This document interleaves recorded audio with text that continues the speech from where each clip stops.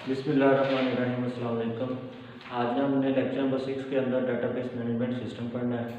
इससे पहले हमने डेटाबेस का टॉपिक पढ़ा था, जिसमें हमने डेटाबेस के बारे में थोड़ा सीखा, डेटाबेस की डेफिनेशन को देखा, उसके बाद डेटाबेस के मॉडल देखे कि हम किस तरह डेटाबेस को डिज़ाइन कर सकते हैं। 3 तरह के हमारे पास मॉडल थे। एक हायरार्किकल मॉडल था, जिसमें क्या होता था, एक पेरेंट रूट होता था, जिसके नीचे सारे क्या होते थे, उसके चाइल्ड होते थे। उसके बाद हमने पढ़ा था नेटवर्क, जिसमें एक ही चाइल्ड के डिफरेंट क्या हो सकते थे, पेरेंट हो सकते थे। इनको फर्दर डिटेल में भी देखा था। उसके बाद हमारे पास आ गया रिलेशनल डाटा मॉडल, वो भी हमने डिस्कस किया। आज हमने देखना है कि डेटाबेस मैनेजमेंट सिस्टम होता क्या है। डेटाबेस मैनेजमेंट सिस्टम, सबसे पहले डेफिनेशन है। डेफिनेशन में क्या लिखा हुआ है कि आ कलेक्शन ऑफ प्रोग्राम, कुछ प्रोग्राम्स होते हैं that are use to create करते हैं, मेंटेन करते हैं और एक्सेस देते हैं किसकी, डेटाबेस की। ठीक है, इसे क्या कहते हैं, डेटाबेस मैनेजमेंट सिस्टम। मैं अगर फॉर एग्जांपल आपका अब जो हमने छठे और 7वें चैप्टर में एक टूल को डिस्कस करना है, वो टूल का नाम है हमारे पास MS एक्सेस। MS एक्सेस ये टूल है जिसके अंदर हमने क्या बनानी है, डेटाबेस डिजाइन करनी है। तो ये वो वाला प्रोग्राम, या इसको हम क्या कह सकते हैं, सॉफ्टवेयर है हमारे पास है, जो क्या करता है, डेटाबेस को क्रिएट करता है, ठीक है, मेंटेन करता है और एक्सेस देता है। तो MS एक्सेस में आपने क्या करना है, छठे और 7वें चैप्टर के अंदर डेटाबेस को क्रिएट करना, मेंटेन करना और उसको एक्सेस, मतलब कि आप उसमें से डाटा को एक्सेस कैसे कर सकते हो। तो ये वाले एग्जाम्पल के तौर पर आप याद रखें कि MS एक्सेस आपके पास क्या है, डेटाबेस मैनेजमेंट एक पूरा सिस्टम है, जिसमें आपने डेटाबेस को डिज़ाइन करना है, मेंटेन करना, उनका सारा सेटअप सारा इधर से ही सेट करना होता है। डेटाबेस बनाने के लिए हमें किसी न किसी सॉफ्टवेयर की ज़रूरत होती है। तो सॉफ्टवेयर का नाम ही क्या है, डेटाबेस मैनेजमेंट सिस्टम। कि आप एक पूरे सिस्टम के अंदर डेटाबेस को क्रिएट भी कर सकते हैं, मेंटेन भी कर सकते हैं और उसको एक्सेस भी दे सकते हैं। तो ये थी इसकी एक डेफिनेशन और एग्जांपल से आपको समझ लगी होगी। इसके अलावा भी बहुत ज़्यादा हमारे पास हैं। SQL सर्वर भी है, जो आप बड़ी क्लासों के अंदर जाकर यूज़ करोगे। ये भी एक डेटाबेस मैनेजमेंट सिस्टम है, जो क्या करता है, डेटाबेस को डिज़ाइन करता है। उसके बाद आपके पास आजकल ओरेकल भी है। ठीक है, आगे बहुत ज़्यादा इस तरह के मैनेजमेंट सिस्टम है जिसमें हमने डेटाबेस को डिज़ाइन करना होता है। तो हर डेटाबेस मैनेजमेंट सिस्टम के क्या होते हैं, ऑब्जेक्टिव्स होते हैं और उसके एडवांटेजेस होते हैं। आइए एक एक करके डिस्कस करते हैं। सबसे पहले हमारे पास शेयरेबिलिटी, कि हमने ऑब्जेक्टिव का मतलब है, इसका मकसद क्या है डेटाबेस मैनेजमेंट सिस्टम का, मतलब कि MS एक्सेस का और SQL सर्वर या ओरेकल का मकसद क्या है। ठीक है, आइए शेयरेबिलिटी। शेयरेबिलिटी में क्या करते हैं, कहता है कि शेयरेबिलिटी डेटाबेस मैनेजमेंट सिस्टम ऐसा सिस्टम होता है जो क्या करता है, आपकी जो डेटाबेस में अंदर डाटा पड़ा होता है उसको शेयर करने में काम आता है। फर्ज कर लें, अगर जी मेरे पास जी एक डेटाबेस बनी हुई है स्टूडेंट्स के नाम की, और मेरे पास एक बंदा आता है और कहता है कि मुझे आपके अदारे का, आपके इंस्टीट्यूट के सारे बच्चों की कॉन्टैक्ट लिस्ट चाहिए। ठीक है, तो मैं क्या करता हूँ कि मैं डेटाबेस के अंदर जाता हूँ और सारे बच्चों की कॉन्टैक्ट लिस्ट को कॉपी करके बाहर किसी एक्सेल की शीट पे किसी भी जगह पे जाकर मैं पेस्ट करके उसको क्या कर सकता हूँ, शेयर कर सकता हूँ। तो मतलब क्या है कि कहता है डेटाबेस मैनेजमेंट सिस्टम आपको एक फैसिलिटी प्रोवाइड करता है। वो फैसिलिटी कौन सी है, शेयरेबिलिटी। शेयरेबिलिटी में आप डाटा को शेयर कर सकते हो, डाटाबेस को भी शेयर कर सकते हो। फर्ज करें जी, एक बंदे ने क्या बनाई हुई है, डेटाबेस बनाई हुई थी। ठीक है, कुछ देर बाद क्या हुआ, सिस्टम क्रैश हुई, डेटाबेस वैसे सही सलामत बच गई। तो अब अगला बंदा जब आएगा वो क्या कहेगा कि आपके पास पुरानी डेटाबेस पड़ी हुई है, आप नई बनाने के बजाय आप उसी से क्या कर लें, उसी को मेंटेन, एडिट वगैरह अपडेट कर लें। ठीक है, तो मतलब क्या है कि आप शेयरेबिलिटी है। ठीक है, उसके बाद आपके पास आ गई अवेलेबिलिटी। कहता है कि आप डेटाबेस मैनेजमेंट सिस्टम के अंदर,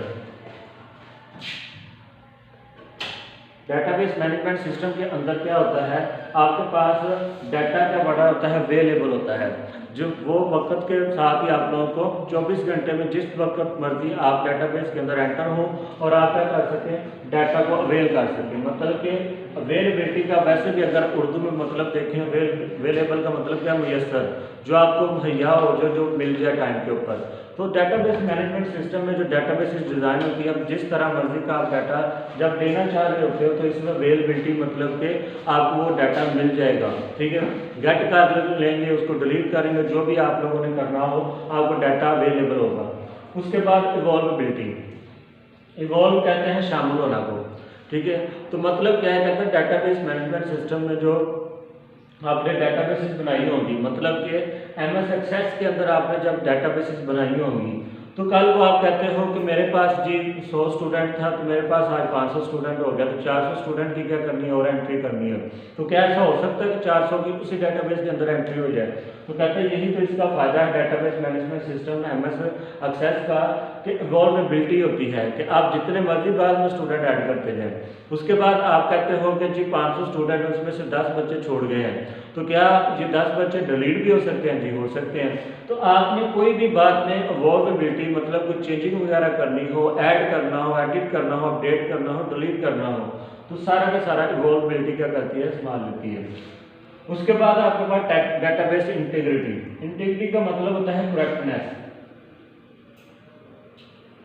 कि आपने जब भी डाटा एंटर करना होता है उससे करेक्टनेस क्या है।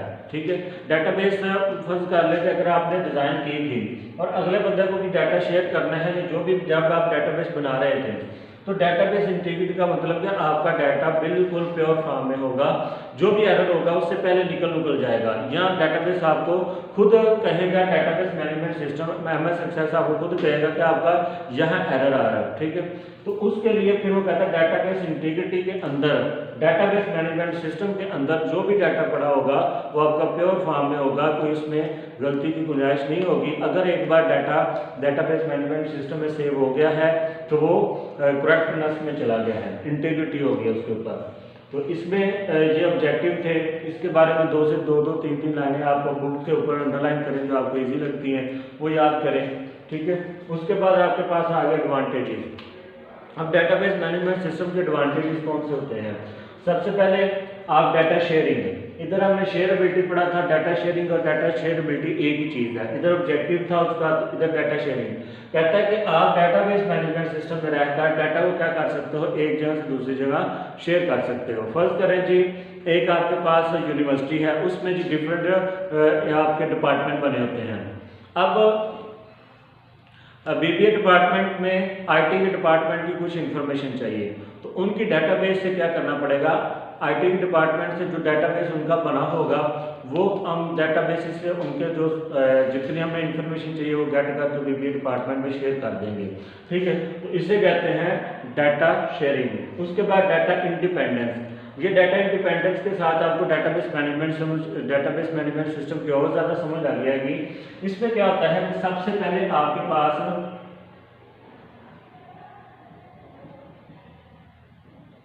एप्लीकेशन होती है, जैसे हम कहते हैं एप्लीकेशन सॉफ्टवेयर। उसके बाद इधर आपके पास होता है डेटाबेस। अब डेटाबेस और एप्लीकेशन जो सॉफ्टवेयर, एप्लीकेशन सॉफ्टवेयर कोई भी हो सकता है, आप लोगों का फेसबुक है, आप लोगों की व्हाट्सएप है, इधर कोई भी आपके पास जो सामने आपको नजर आ रहा होता है एप्लीकेशन सॉफ्टवेयर।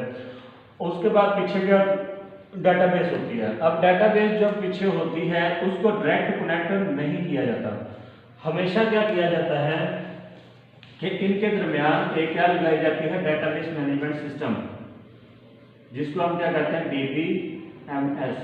ठीक है, डेटाबेस बनेगी किसके अंदर, एप्लीकेशन सॉफ्टवेयर बनेगा, इसको ऐड करेगा। तो ये क्या करेगा, डेटाबेस मैनेजमेंट सिस्टम इस डाटा को उठा के, इसमें से डाटा को उठा के किसको देगी, एप्लीकेशन सॉफ्टवेयर को। अब समझिए डाटा इंडिपेंडेंस का मतलब क्या है। फर्स्ट कर लें, आप जी एप्लीकेशन सॉफ्टवेयर में कुछ चेंजिंग करते हो तो इसका इम्पैक्ट डाटाबेस के ऊपर नहीं होगा। अगर आप डाटाबेस में कोई चेंजिंग करते हो तो उसका इम्पैक्ट इधर नहीं होगा। तो मतलब क्या है कि डेटाबेस मैनेजमेंट सिस्टम दोनों को इंडिपेंडेंट आज़ाद करवा देती है कि आपने कोई भी चेंजिंग करनी है तो उनका दूसरे के ऊपर इफेक्ट नहीं होगा। ठीक है। उसके बाद आपके पास आ गया सपोर्ट कम्प्लेक्स डाटा रिलेशनशिप। आपको डेटाबेस मैनेजमेंट सिस्टम ऐसे ऐसे टेबल बना कर देगी जिसकी रिलेशनशिप को आपको समझ नहीं लग रही होगी, लेकिन ये बड़े इजी तरीके से क्या कर लेता है, मैनेज कर लेता है। बहुत ज़्यादा अगर फर्स्ट करें हम डेटाबेस की, बैंकिंग सिस्टम की डेटाबेस, तो कितनी कम्प्लेक्सिटी के साथ बनी होगी कि हर कस्टमर का रिकॉर्ड मैनेज करना, फिर इंटरनेशनली उन चीज़ों को देखना, तो ये बड़ी कम्प्लेक्स रिलेशनशिप होता है। तो उन सबको क्या करता है, ये सपोर्ट करता है डेटाबेस मैनेजमेंट सिस्टम। उसके बाद आपके पास डाटा सिक्योरिटी। अब डाटा सिक्योरिटी में आप क्या करते हो, इसमें डाटा सिक्योरिटी में आप डेटाबेस को सिक्योर कैसे बना सकते हैं। इसको फर्स्ट कर लीजिए, आपकी डेटाबेस हैक करना चाह रहा है कोई, या डेटाबेस को चोरी करना चाहे, तो डेटाबेस आपके पास एक समझ लेंगे एक सोने की कान होती है जिसके पास डेटाबेस होती है, तो ये डेटाबेस को चोरी नहीं कर होने देना। तो डेटाबेस की सिक्योरिटी कैसे है, इसके ऊपर आप पासवर्ड लगा के रख लें। जब आप डेटाबेस डिजाइन करते हो तो जो डेटाबेस मैनेजमेंट सिस्टम सॉफ्टवेयर होते हैं आपके पास, वो कहते हैं कि आपने डेटाबेस के ऊपर पासवर्ड लगाना है या नहीं। आप पासवर्ड लगा लें, आपको कोई भी फिंगरप्रिंट इस तरह के भी अभी तक आ गए, इस तरह की बड़ी सिक्योरिटी आ गई हमारे पास। डेटाबेस अनऑथराइज्ड पर्सन को आपने एक्सेस नहीं देनी। तो डेटाबेस के ऊपर आप जब सिक्योरिटी लगा देंगे तो वो जो पासवर्ड होगा, वो जो उसका फिंगरप्रिंट होगा, या उसके बाद आंखों के रेटिनल्स होते हैं वो भी उसके ऊपर क्या लगते हैं, आई कॉन्टैक्ट आपके वो भी आंख के भी पासवर्ड वगैरह की तरह आंख के रेटिने के पासवर्ड भी लग जाते हैं। ठीक है, तो ये डेटाबेस सिक्योरिटी है। ये डेटाबेस मैनेजमेंट सिस्टम आपको प्रोवाइड करता है सिक्योरिटी कि आप अपने डेटाबेस सिस्टम को कैसे सिक्योर बना सकते हो। उसके बाद आपके पास आ गई डेटाबेस बैकअप एंड रिकवरी। कुछ डिपार्टमेंट क्या करते हैं, आप जो डेटाबेस बनाते हैं उसका साथ साथ क्या लेना शुरू कर देते हैं, बैकअप लेना शुरू कर देते हैं, और उसके बाद रिकवरी हो जाती है।